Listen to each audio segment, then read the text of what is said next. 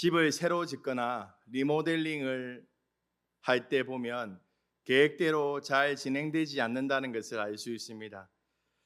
처음에는 설계대로 모든 것이 순조롭게 진행되는 것처럼 보입니다.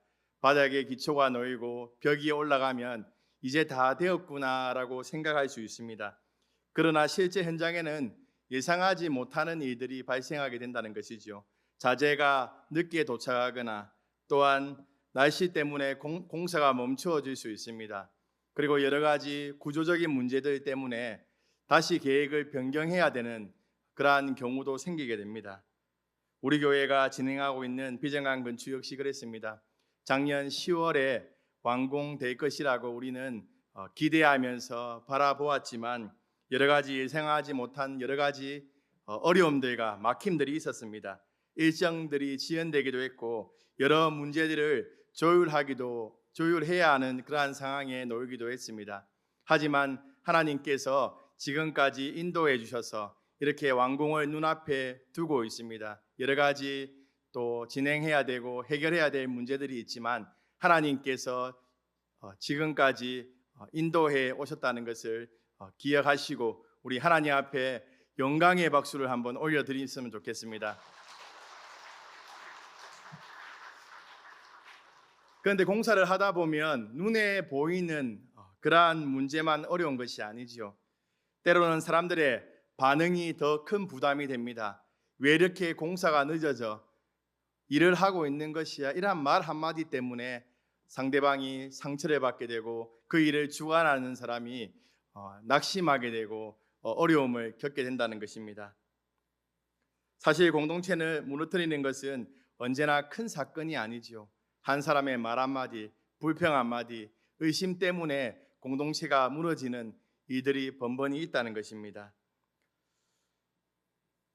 그래서 일이 계획대로 진행되지 않을 때일수록 더 중요한 것은 상황 자체가 아니라 그 상황을 보면서 우리의 말과 태도가 어떠해야 되는 것을 우리는 기억해야 됩니다. 막힘 속에서도 공동체가 한 마음으로 기도하고 함께 격려하고 독려해 나간다면 하나님께서 맡기신 그러한 일들을 우리가 잘 감당해 나갈 수 있다는 것이죠. 비장한 건축에 막힘이 있고 어려움들이 있지만 우리가 한 마음으로 기도하고 또한 앞에서 또 이끌어 나가는 건축위원장, 장로님과 위원들을 격려하며 독려한다면 이 일을 하나님의 은혜 가운데 마치게 될 줄로 믿습니다. 그러한 마음을 담아서 앞에서 수고하시는 건축위원장, 장로님과 위원들을 위해서 우리 한번 격려의 박수, 힘을 내시라는 박수를 한번 보내드리겠습니다.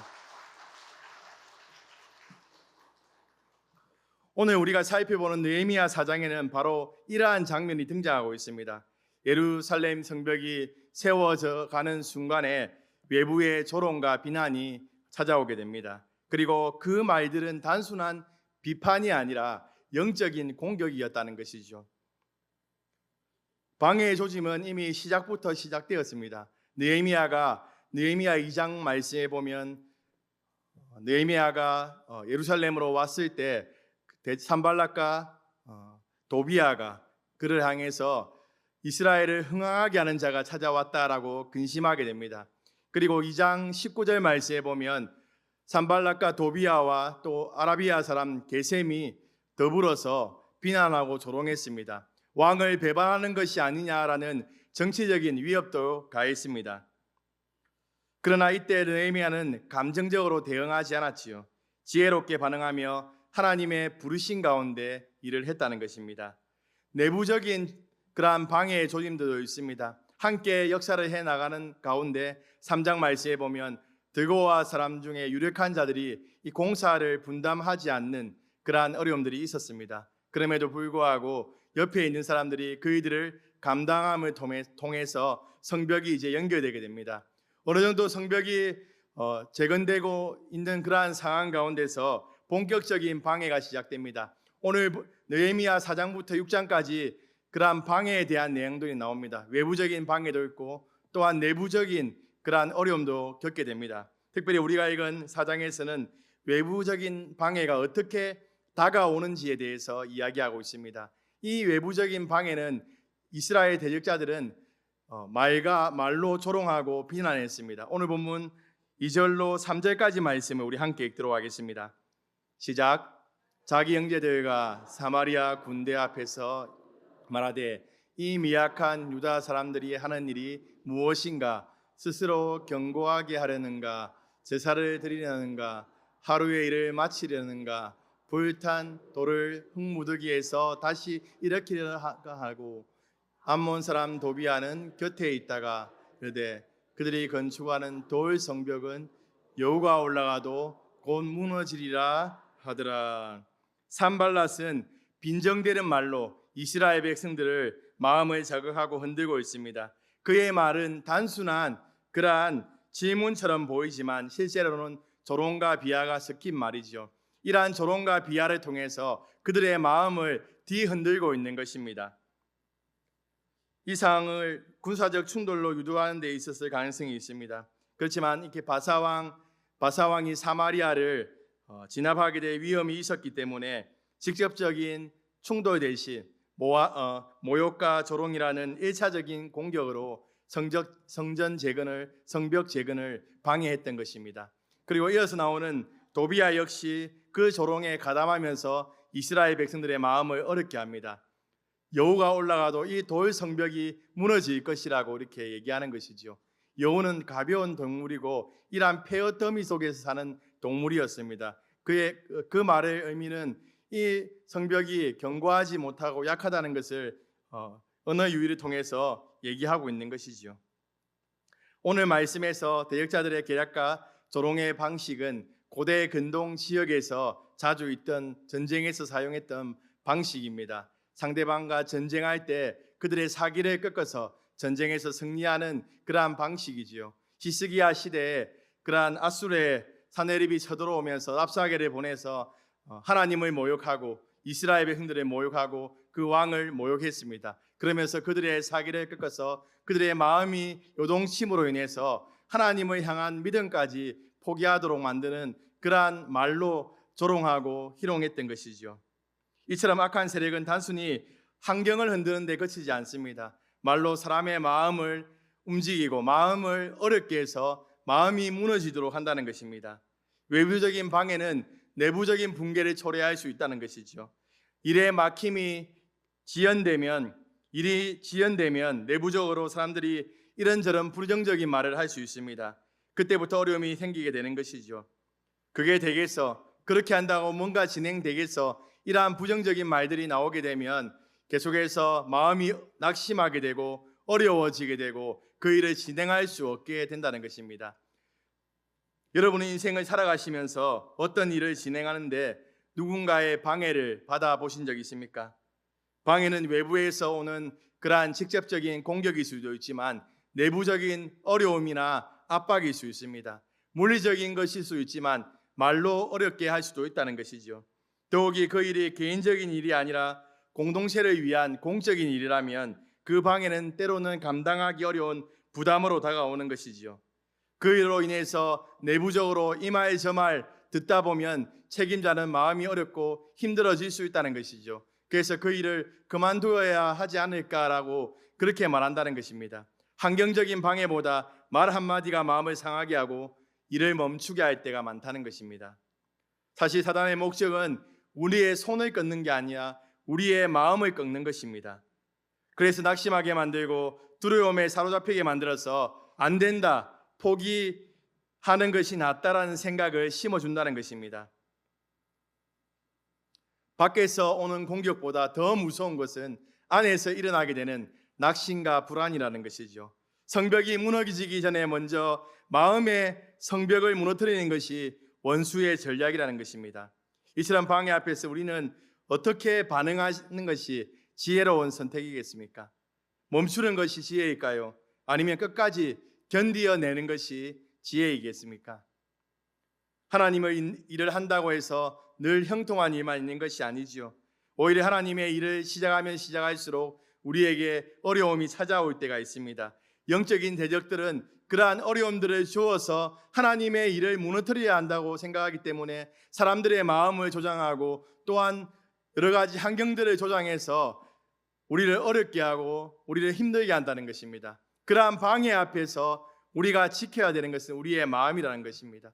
사단은 계속해서 우리의 마음을 뒤흔들어서 우리의 입에서 부정적인 말이 나오게 하고 우리가 낙심하게 하고 일어나서 주님의 일을 하지 못하도록 그렇게 만들어 간다는 것입니다. 우리의 싸울 것은 사람이 아니지요. 우리는 혈과 육과 싸움이 아니라 그 배후에 있는 그러한 영적인 세력과 싸워야 되는 것입니다. 그 세력이 무엇인지 잘 분별해야 된다는 것이죠. 우리가 간혹 이런 일이 있지 않습니까? 우리가 어떤 일을 진행하는데 정말 우리에게 호의적인 사람이 우리가 하는 일에 반대하고 또 우리를 어렵게 하고 그 상황 가운데서 나도 또 이렇게 또 반응할 때 부정적으로 반응하고 또 싸울 때가 있지 않습니까? 그런데 시간이 지나 보면 그런 것이 왜 그랬는가 자신도 모를 때가 있습니다. 우리가 영적으로 우리 자신을 분별하고 또한 상대방을 분별해서 하나님의 일을 해나갈 때 방해하는 그 방해 앞에서 우리의 마음을 잘 지키는 것이 하나님께서 우리에게 원하시는 것입니다. 이 비전강 건축을 우리가 계속해서 진행하고 있는데 우리의 마음을 잘 지켜가시기 바랍니다. 우리의 입에서 부정적이고 또 낙심되는 말이 아니라 긍정적이고 하나님께서 이루실 그러한 것들을 기대하시면서 바라보시면서 함께 격려하고 독려하여서 하나님께서 우리에게 맡기신 이 일을 잘 감당해 나가시는 그러한 성도님들 되길 주님의 이름으로 축복합니다. 오늘 본문에서는 우리가 눈여겨보아야 할 것은 어떤 방해가 있었는가가 아니라 그 방해 앞에서 느헤미야가 어떠한 태도를 취하는가입니다. 오늘 본문 4절로 5절까지 말씀 우리 함께 읽도록 하겠습니다. 시작. 우리 하나님이여 들으시옵소서. 우리가 업신여김을 당하나이다.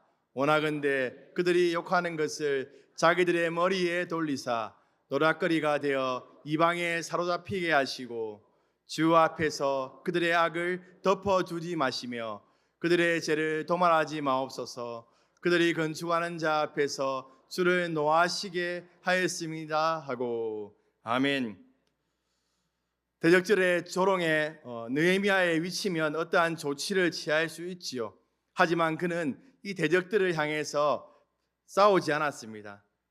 다만 하나님 앞에 기도하고 있지요. 그는 눈에 보이는 그러한 사람들과 대적하지 않고 그 배후에 있는 악한 세력이 그들을 조종하고 있다는 것을 알았기 때문에 그렇게 하나님 앞에 나아가서 기도하고 있는 것이죠. 이 느헤미야의 기도의 내용을 보면 매우 강한 표현들이 담겨 있습니다.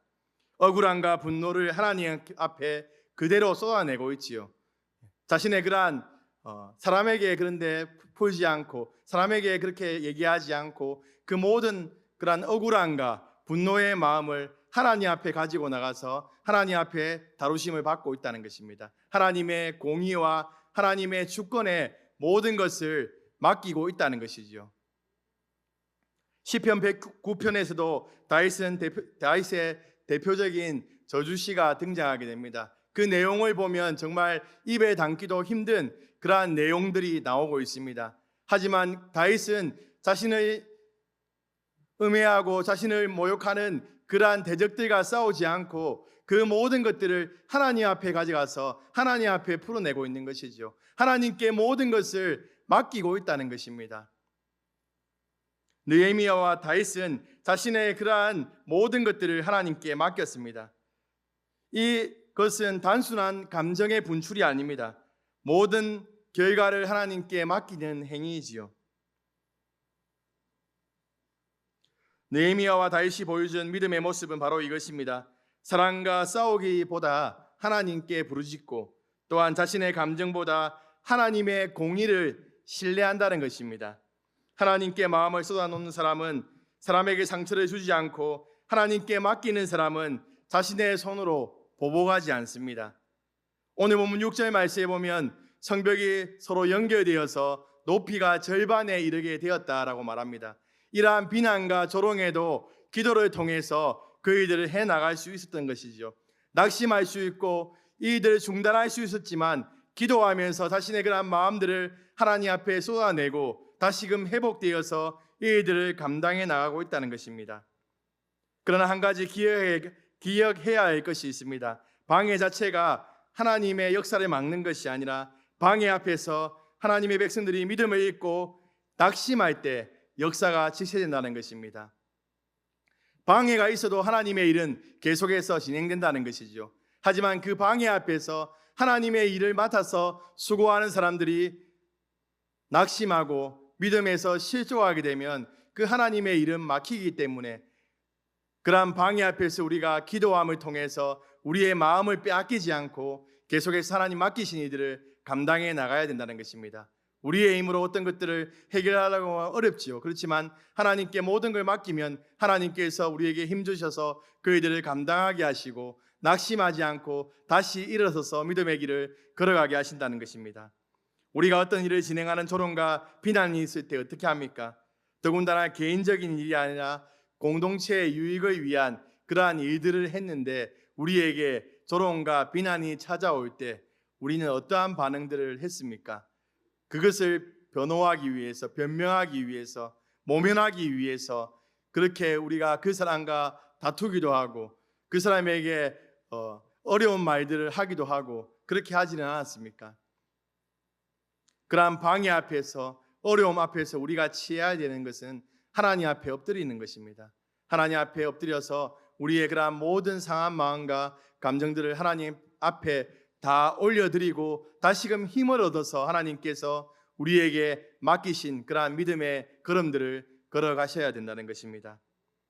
우리도 신앙생활을 하다 보면 예상치 못한 방해나 비난, 억울한 일을 만날 때가 있습니다. 그때 우리는 사람과 싸우기보다 먼저 하나님 앞에 나가야 한다는 것입니다. 마음속의 모든 분노와 상처를 하나님 앞에 다 쏟아내고 새롭게 됨을 통해서 우리에게 주어진 일들을 감당해 나가는 것이 하나님께서 우리에게 바라시는 그런 믿음의 사람의 모습이라는 것이죠. 우리의 삶에 방해가 있다. 또한 그 방해 앞에서 우리를 어렵게 하고 힘들게 하는 사람들이 있다라고 그러한 상황들이 생기면 더 하나님 앞에 기도하시고 우리의 마음을 잘 지켜서 하나님께서 맡기신 이들을 끝까지 감당해 나가시는 그러한 성도님들 되길 주님의 이름으로 축복합니다.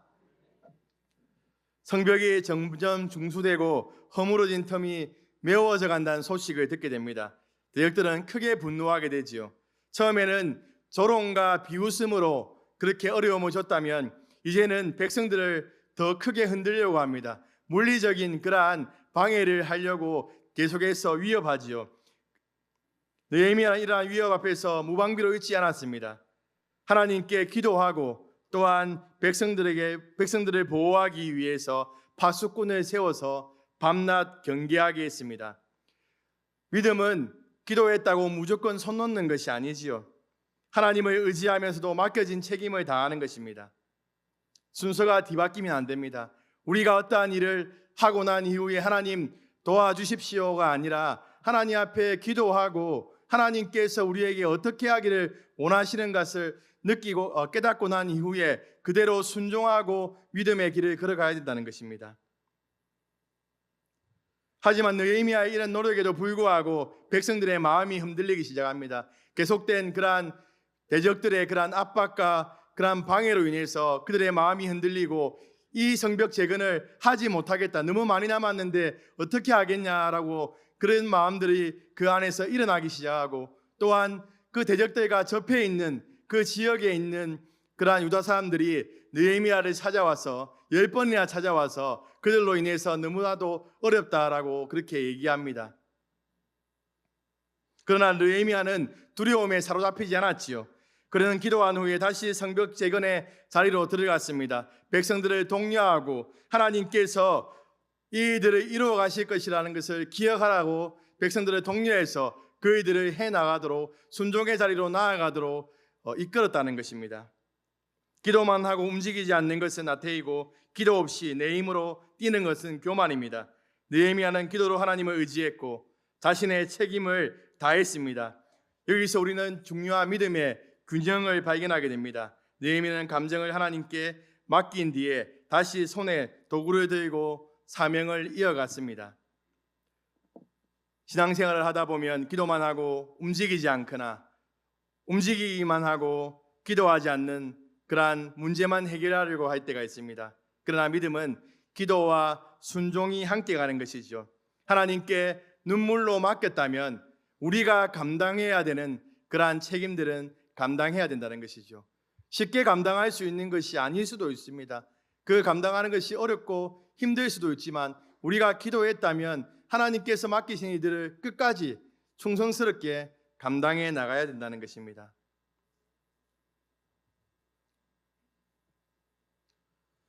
하나님의 일을 하다 보면 시간이 갈수록 방해가 더 심해질 때가 있습니다. 처음에는 사람들의 말로 시작하지만 시간이 지나면 두려움과 염려가 밀려오고 때로는 사람들의 부정적인 그러한 말로 인해서 우리의 마음이 흔들릴 때도 있습니다. 그러나 중요한 것은 방해가 있다는 사실이 아니라 그 방해 앞에서 우리가 어떻게 반응하느냐입니다.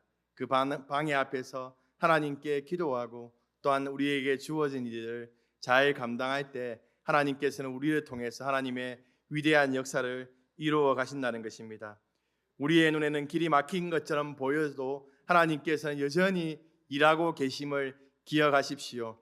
우리의 눈에 뭔가 막혀 있고 뭔가 진행이 되지 않는 것처럼 그렇게 우리가 생각할 수 있지만 우리가 기도하고 하나님의 일들을 해나가면 하나님께서는 우리가 이미 기도하기로 작정하는 그 순간에 하나님의 일들을 이루어 가신다는 것을 기억하시면서 믿음으로 우리에게 맡겨진 일들을 잘 감당해 나가시는 그런 사상교회 성도님들 되길 주님의 이름으로 축복합니다. 광주에 있는 한 교회는 이 교회당을 건축하면서 어려움들을 겪었습니다. 원래 있던 지역에서 다른 지역으로 이동하는 가운데서 교회가 분립하게 됩니다. 그리고 또 건축하는 가운데서 시공사를 몇 번 바꾸게 됩니다. 그리고 200억이라는 그런 빚을 지고 5년 동안 예배당을 건축하게 됩니다. 성도들이 어려움을 겪었고 정말 힘든 시간들을 보내었습니다. 재정적인 어려움이 있었기 때문에 예배당을 줄여서 로비를 크게 만들었고 또한 각실을 천장을 마감을 하지 못해서 그대로 두었습니다. 그러나 시간이 지난 후에 그 모든 부족함과 미완성은 오히려 하나님의 섭리 안에서 새로운 의미를 갖게 되었습니다. 넓게 남은 로비는 성도들이 교제할 수 있는 공간이 되었습니다. 천장에 마감하지 않은 그 공간, 그것은 현대적인 분위기의 공간으로 자리 잡게 되었습니다. 사람들이 보기에는 실패처럼 보였던 요소들이 하나님 안에서 새로운 용도와 은혜의 자리로 바뀌어간 것이죠. 결국 이 교회는 수많은 막힘과 방해 앞에서도 하나님의 은혜로 교회가 성장하고 그 수많은 빚들도 거의 다 갚아간다는 그러한 얘기를 들었습니다. 지금 우리 비전관 건축이 조금 더디고 우리의 계획과 다르게 흘러간다고 해서 낙심하지 마시기 바랍니다. 하나님은 우리의 미완성을 가지고도 가장 완벽한 은혜를 만드시는 분이라는 것입니다. 말씀을 마무리하겠습니다. 하나님의 일은 처음부터 모든 일이 순조롭게 진행되는 길을 통해서만 이루어지는 것은 아닙니다. 오히려 막힘과 지연, 예상하지 못한 변화와 어려움 속에서 하나님께서는 자신의 뜻을 이루어 가신다는 것입니다. 우리가 포기하지 않고 그 자리를 믿음으로 지켜나갈 때 하나님께서는 그 모든 과정을 은혜로 바꾸신다는 것이죠. 이러한 막힘들 앞에, 어려움들 앞에서 우리는 하나님께 더 많이 기도하고 하나님을 붙들어야 된다는 것이죠. 우리의 그런 믿음의 성벽들을 세워갈 때도 막힘이 있고 어려움들이 있을 때 낙심하고 좌절하지 말고 연약한 무릎을 일으켜 세워서 다시금 하나님 앞에 기도하고 순종의 자리로 나간다면 하나님께서 우리에게 맡기신 일들을 이루어 가신다는 것입니다. 이 믿음을 가지시고 날마다 하나님을 붙드시고 어떠한 방해나 어려움 앞에서도 하나님을 의지하시고 믿음으로 승리하는 삶을 살아가시는 성도님들 되길 주님의 이름으로 축복합니다.